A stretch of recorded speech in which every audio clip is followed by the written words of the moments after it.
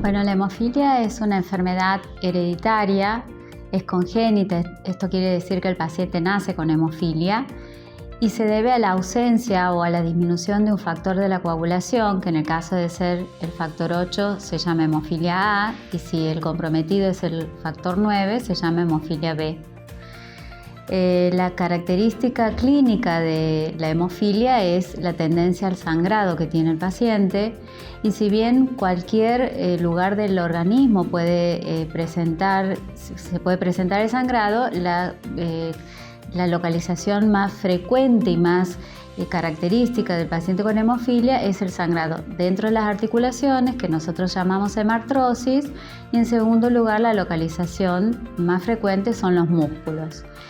El tratamiento básicamente consiste en la administración del factor que le falta al paciente. Hoy disponemos de concentrados industriales de factor 8 para el paciente con hemofilia A y de factor 9 para el paciente con hemofilia B, y justamente su administración por vía endovenosa es el tratamiento cuando el paciente tiene algún episodio de sangrado. Tenemos dos modalidades de tratamiento. Por un lado tenemos el tratamiento a demanda, que significa la administración de los factores de coagulación cuando el paciente tiene un episodio de sangrado. Es decir, administramos la medicación solamente como tratamiento de la hemorragia que presenta el paciente. La otra modalidad es la administración de los agentes hemostáticos, pero en una forma que nosotros llamamos profilaxis. Y como esta palabra indica, lo que hacemos es prevenir. ¿Qué prevenimos? Fundamentalmente las hemorragias que principalmente afectan a los pacientes con hemofilia, que están localizadas, como dijimos, en las articulaciones.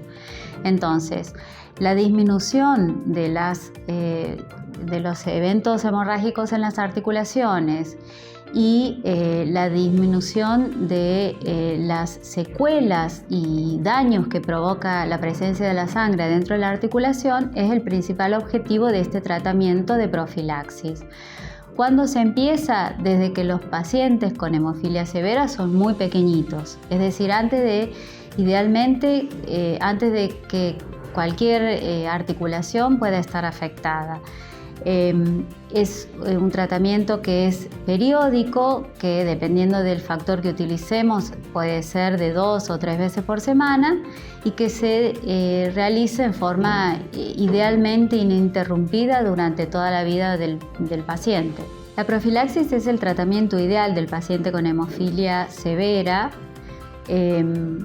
Idealmente se inicia en los primeros años de vida y debería poder continuarse el tratamiento durante toda la vida del paciente. Desde ya que las actividades e incluso el estado de las articulaciones es totalmente diferente en las distintas edades del paciente.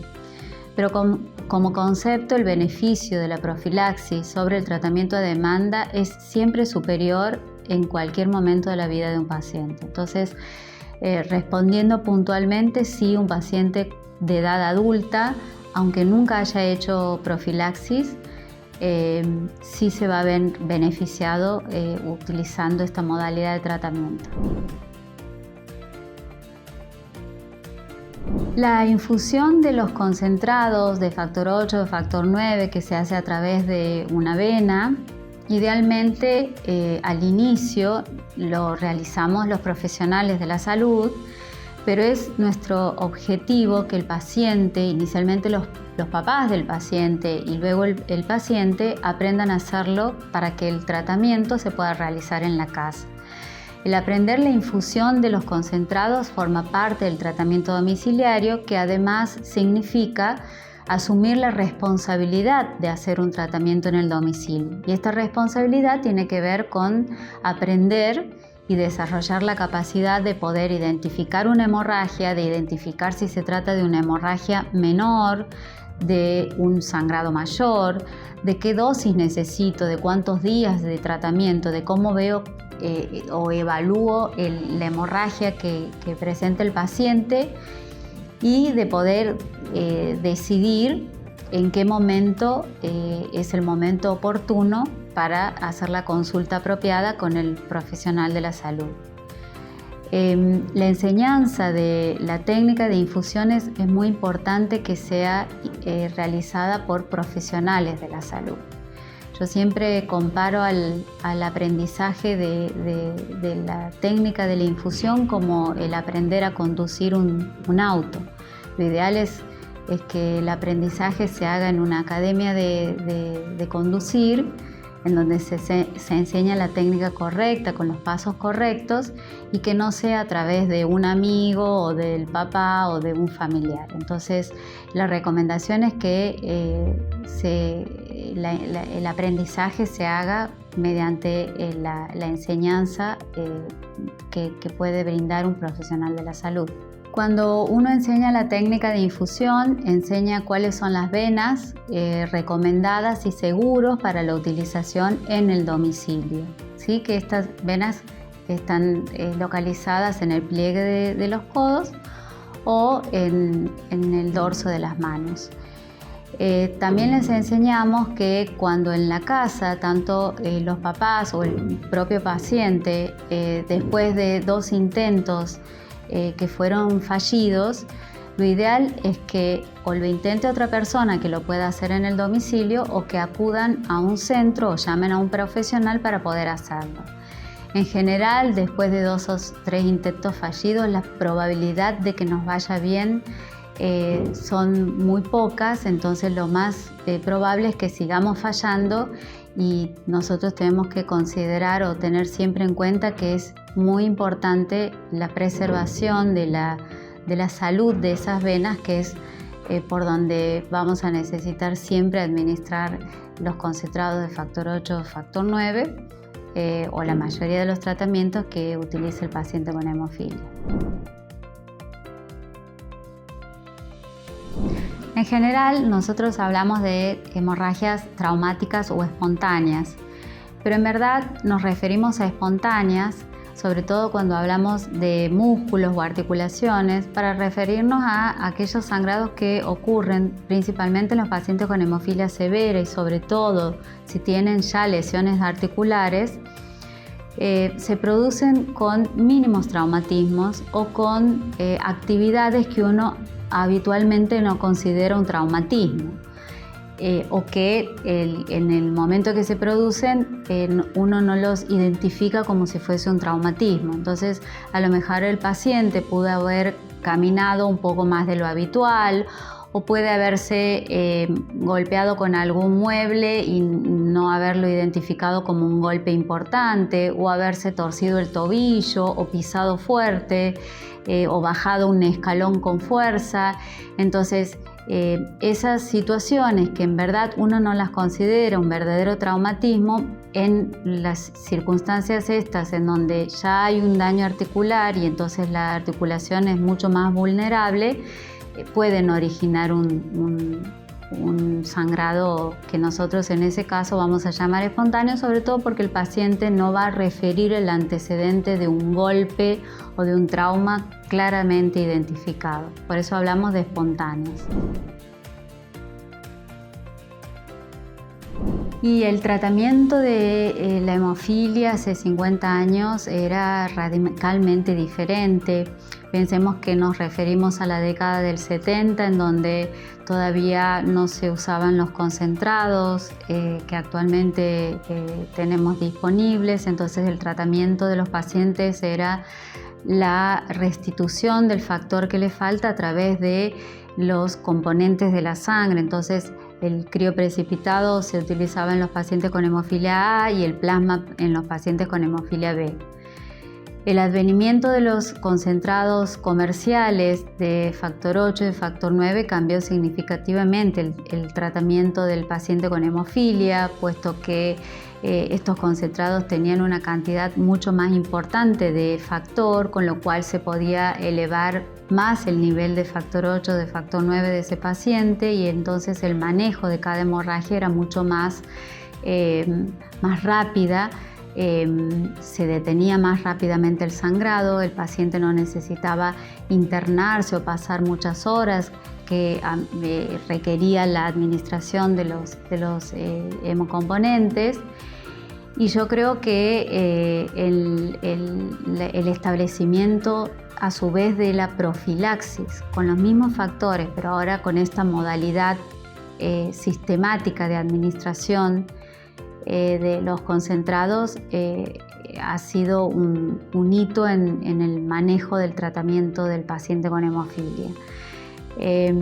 La profilaxis ha revolucionado el tratamiento y le ha permitido al paciente prácticamente vivir una vida con actividades muy similares a sus pares, con cuidados específicos, pero con la posibilidad de no tener que ausentarse de la escuela, no tener que ausentarse de su trabajo, poder hacer actividad física, deportiva, recreativa, con sus compañeros, con sus amigos.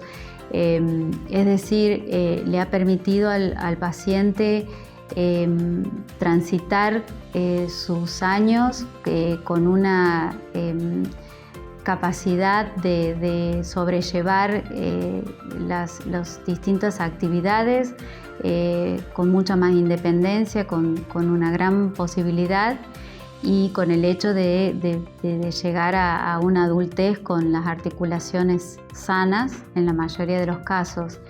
Y entonces, cuando uno compara el deterioro físico, sobre todo músculo-articular, de un paciente que no ha vivido la época de los factores, o que la ha vivido en forma tardía, o que no ha conocido en su infancia el tratamiento de profilaxis, es muy importante la diferencia, es muy marcada. Y bueno, y con todas las limitaciones que eso le ha producido al paciente a lo largo de sus años. Con el crioprecipitado, en algunos casos muy contados, se llegó a la posibilidad de hacer profilaxis, pero el problema es que el crioprecipitado se conserva en freezer, hay que descongelarlo, no es una sola unidad la que se utiliza, pero bueno, hay algunos casos en donde se ha podido hacer profilaxis, porque de hecho el concepto quizás de profilaxis no es tan nuevo como uno piensa. Pero claramente hoy es impensado poder hacer un tratamiento de profilaxis con crioprecipitado. Por un lado, por lo que significa la conservación, hay que descongelarlo y su administración. Y por otro lado, porque el crioprecipitado tiene muy poca cantidad de unidades de factor 8 si uno compara con la cantidad de unidades que tiene un frasco que utiliza para el tratamiento de un evento hemorrágico o de la profilaxis, ¿no? A ver, el nivel normal de factor 8, de factor 9 es del 50 a 150%. Entonces, un paciente que tiene una hemofilia severa, por ejemplo, tiene menos del 1%. Cuando el paciente tiene un sangrado articular, yo hago el cálculo que tiene que ver con el peso y con el porcentaje al cual yo quiero alcanzar el factor 8 en el plasma de ese paciente. Entonces yo puedo hacer un cálculo que me permita tener un nivel de 40, 50, 60% de acuerdo al evento que estoy tratando, o en el caso de una hemorragia importante que pueda poner en riesgo la vida del paciente, ahí aspiro o hago el cálculo para que el nivel del factor se aproxime más a 100%. Entonces es muy difícil que yo alcance niveles muy altos si el cálculo lo hago de la forma en que uno hace habitualmente, sabiendo o ya anticipándose qué cantidad de dosis necesito por kilo para alcanzar ese determinado nivel de factor en sangre, ¿no? Lo mismo para el factor 9. Sí, hay algunos, yo los llamaría por ahí errores conceptuales con respecto a digamos, la duración del tratamiento, cuando me administro el factor, qué cosas puedo hacer y qué cosas no puedo hacer, la duración. A veces en el tema de la profilaxis, la adherencia que nosotros, a la que hacemos referencia cuando hablamos de la necesidad de que el paciente cumpla en la dosis y en la frecuencia de administración, es importante porque, bueno, uno tiene que tener en cuenta que la cobertura que da esa profilaxis para que el paciente haga sus actividades cotidianas o habituales tiene un sentido y tiene su rédito siempre y cuando yo lo cumpla. Es decir, a veces el paciente por algún motivo suspende el tratamiento durante 2 semanas, 3 semanas, y en ese tiempo en verdad el paciente vuelve a ser vulnerable o a tener riesgo de tener un sangrado articular, por ejemplo, que a lo mejor en los últimos 10 años no ha tenido porque hizo respetando el esquema de tratamiento y ahora por esa suspensión de 2 o 3 semanas tiene una hemorragia en una articulación que de repetirse puede empezar a producir un daño que uno estuvo tratando de evitar durante los años anteriores. Después hay algunos otros que tienen que ver con cómo se hereda o con el tipo de hemofilia o la severidad que tienen 2 hermanos o dentro de la misma familia, que a veces se confunde la severidad por lo que nosotros llamamos el fenotipo, es decir, 2 hermanos con hemofilia severa. El tipo y la severidad de la hemofilia va a ser la misma para los varones de esa familia, pero puede ocurrir que un paciente tenga más predisposición a tener sangrados más frecuentes que el otro, lo cual no significa que una hemofilia sea leve y la otra severa. Significa que el fenotipo, es decir, la forma de manifestarse, en este caso con la frecuencia, sea quizás un poco más leve en uno de los hermanos que en el otro hermano. Y así hay muchos conceptos que, más que mitos, creo que tienen que ver con algunos errores de concepto de hemofilia y de su manejo, ¿no?